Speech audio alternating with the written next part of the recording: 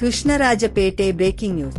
ಕೃಷ್ಣರಾಜಪೇಟೆ ತಾಲೂಕಿನಲ್ಲಿ ದೇವಸ್ಥಾನದಲ್ಲಿ ಕಳ್ಳತನ ನಡೆದಿರುವ ಘಟನೆ ಬೆಳಕಿಗೆ ಬಂದಿದೆ.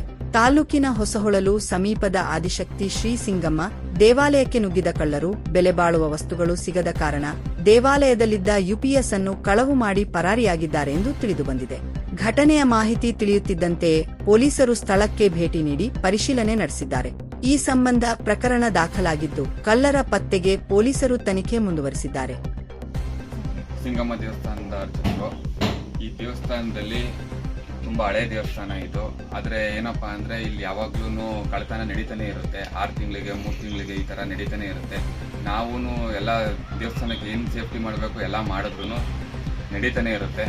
ಹಾಗಾಗಿ ಇಲ್ಲಿ ಕರೆಂಟು ಸಮಸ್ಯೆ ಇರೋದ್ರಿಂದ ಇಲ್ಲಿ ಟೌನ್ ಲಿಮಿಟ್ಸ್ ಕರೆಂಟು ಮೊದಲಿತ್ತು, ಇವಾಗ ಎಲ್ಲ ಕ್ಯಾನ್ಸಲ್ ಮಾಡಿಬಿಟ್ಟಿದ್ದಾರೆ, ಮೋಟರ್ ಲೈನ್ ಮಾಡಿಬಿಟ್ಟಿದ್ದಾರೆ.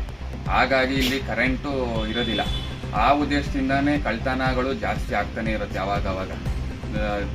ಆ ಉದ್ದೇಶದಿಂದ ದಯವಿಟ್ಟು ಸರ್ಕಾರದವರಾಗಲಿ ಇಲ್ಲಾಂದರೆ ನಾವು KEB ಅವ್ರಿಗೂ ಎಲ್ಲ ಮನವಿ ಪತ್ರಗಳನ್ನ ಸಲ್ಲಿಸಿದ್ದೀವಿ. ದಯವಿಟ್ಟು ಅದ್ರ ಬಗ್ಗೆ ಸ್ವಲ್ಪ ಗಮನ ಹರಿಸಿ ನಮಗೊಂದು ಟೌನ್ ಲಿಮಿಟ್ ಕರೆಂಟ್ನ ಮಾಡಿಕೊಡ್ಬೇಕಾಗಿ ವಿನಂತಿಸ್ತಾ ಇದ್ದೀವಿ ನಿಮ್ಮ ಹತ್ರ. ಇದ್ರ ಆಮೇಲಿಂದ ಇಲ್ಲಿ ಬೆಲೆ ಬಾಳುವಂಥದ್ದು UPS ಎಲ್ಲ ಒಂದು 25,000 ರೂಪಾಯಿಂದ ಇತ್ತು, ಅದನ್ನೇ ಎತ್ಕೊಂಡು ಹೋಗೋರೆ. ಆಮೇಲಿಂದ ಸಣ್ಣ ಪುಟ್ಟ ವಸ್ತುಗಳನ್ನೆಲ್ಲ ಕಳ್ಳತನಗಳನ್ನ ಮಾಡೋರೆ.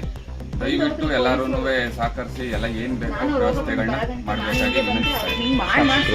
ಶಾಸಕರಿಗೂ ಇದ್ರ ಬಗ್ಗೆ ಸ್ವಲ್ಪ ಗಮನ ಹರಿಸಿ ನಮಗೆ ಏನು ಸೇಫ್ಟಿ ಮಾಡಬೇಕು ಅದನ್ನ ಮಾಡಬೇಕಾಗಿ ನಿಮ್ಮ ಹತ್ರ ಕೇಳ್ಕೊತೀನಿ. ಇಲ್ಲಿ ಟೌನ್ ಲಿಮಿಟ್ ಕರೆಂಟ್ ಎಷ್ಟು ದೂರದಿಂದ ತರಬೇಕಾಗುತ್ತೆ? ಒಂದು ಕಂಬ ಹಾಕಿದ್ರೆ ಸಾಕು, ಟೌನ್ ಲಿಮಿಟ್ ಕರೆಂಟ್ ಬರುತ್ತೆ.